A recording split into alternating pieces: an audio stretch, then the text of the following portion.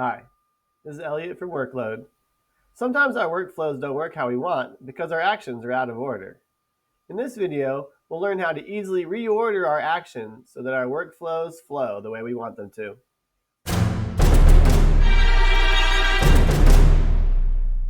Okay, here we are at the workload editor, and you can see I have a workflow set up where a new employee is going to fill out a form in Typeform.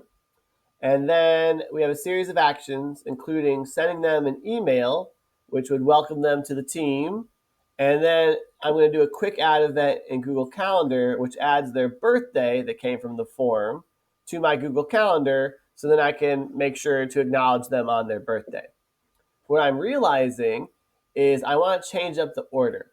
So I want to add the event first and then send them an email which will welcome them to the team, but also invite them to a little party we're going to throw for their birthday.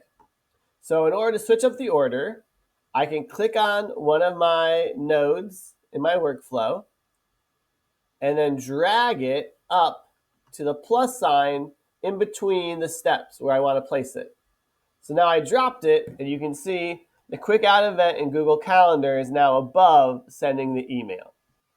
So that's a simple and intuitive way you can reorder your actions in a workflow so that everything happens in the proper sequence. Please like and subscribe to this video to get more content from Workload about how to make your business practices flow more smoothly, and I'll see you next time.